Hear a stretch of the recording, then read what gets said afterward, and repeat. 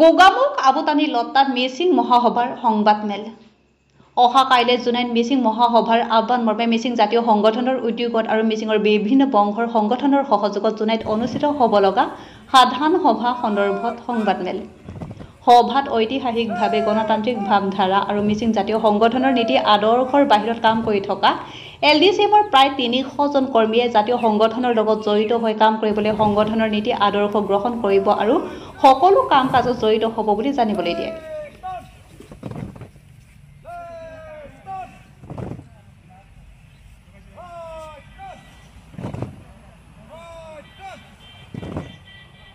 আজিৰ এই press conference আহ্বান কৰাৰ মূল কাৰণটো হৈছে অহা কাইলৈ জুনাইত মিচিং বান একেবাঙৰ আহ্বান ক্ৰমে মিচিং জাতীয় সংগঠন টাকাম মিচিং পরিং কেবাং মিচিং মিমাক কেবাং টাকাম মিচিং মিমেক কেবাং মিচিং আগং কেবাং মিচিং দিৰবেক কেবাঙৰ আৰু মিচিংসকলৰ বিভিন্ন বংশৰ যে সংগঠন আছে এই সংগঠনসমূহৰ প্ৰতিনিধিত্বৰে এখন সাধাৰণ সভা অনুষ্ঠিত হ'ব। তাত প্ৰায়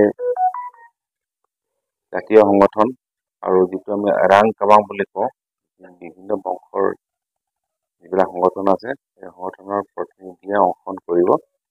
তাত বিশেষকৈ আমাৰ যিটো জাতীয় ক্ষেত্ৰ সম্পৰ্কে এটা পৰিকল্পনা গ্ৰহণ কৰা হৈছে।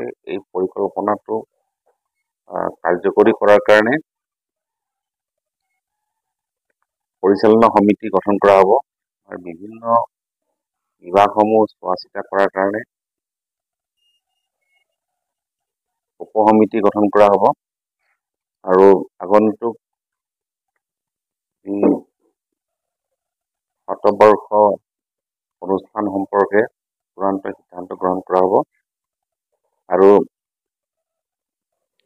এটা কথা মই জনাব বিচাৰিছোঁ আপোনালোকৰ জড়িত ৰাইজক, আপোনালোকে নিশ্চয় শুনিছিলে যে LDCM বুলি এটা উগ্ৰবাদত বিশ্বাস কৰা এটা সংগঠন আছিলে মিচিংসকলৰ মাজত। বিভিন্ন উগ্ৰবাদী সংগঠনসমূহৰ সৈতে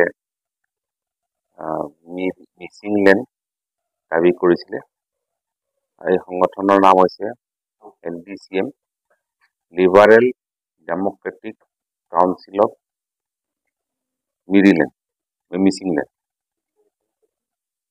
এই সংগঠনটোৱে তেওঁলোকে যি পথত ভৰি দিছিলে সেই পথটো তেওঁলোকে ভুল বুলি উপলব্ধি কৰিছে আৰু আমাৰ লগত আলোচনাত মিলিত হৈছে। বিশেষকৈ বান একেবাঙৰ উদ্যোগত এই আলোচনা অনুষ্ঠিত হৈছে, আলোচনা হৈ আছিলে আৰু অৱশেষত বিভিন্ন জাতীয় সংগঠনৰ সিদ্ধান্ত মতে LDCMৰ যিমানবোৰ সদস্য আছে এই সদস্যসকলে কালি আনুষ্ঠানিকভাৱে জাতীয় মূলসুঁতি আৰু জাতীয় সংগঠনৰ যি গণতান্ত্ৰিক যিটো পদ্ধতিৰে মিচিং জাতিক এটা উন্নত জাতি হিচাপে গঢ় দিয়াৰ যিটো বা যিকোনো যি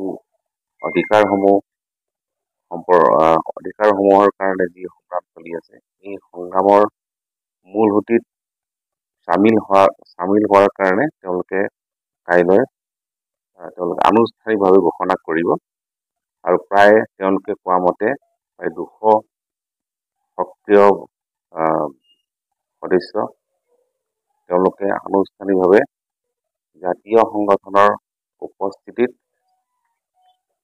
আনুষ্ঠানিকভাৱে চামিল হ'ব আৰু তেওঁলোকে যি আমাৰ অৰ্থনৈতিক সংগ্ৰাম, সামাজিক সংগ্ৰাম, সাংস্কৃতিক সংগ্ৰাম এই সংগ্ৰামসমূহত জাতীয় সংগঠনৰ সৈতে একেলগে হাতত হাত মিলাই তেওঁলোকে আগবাঢ়ি যোৱাৰ সিদ্ধান্ত গ্ৰহণ কৰিছে। আমি তেওঁলোকক আনুষ্ঠানিকভাৱে আমি জাতীয় জাতীয় সংগঠনৰ যি প্ৰকৃত সাংগঠনিক ব্যৱস্থা আৰু সাংগঠনিক নীতিৰ জৰিয়তে তেওঁলোকক আমি একেলগে কাম কৰাৰ সুযোগ প্ৰদান কৰাৰ আমি সিদ্ধান্ত লৈছোঁ আৰু এই আনুষ্ঠানিকভাৱে চামিল হোৱাৰ পাছতে তেওঁলোকক আমি মূল সুঁতিত কাম কৰি যোৱাৰ কাৰণে সহায় সহযোগ আগবঢ়াম।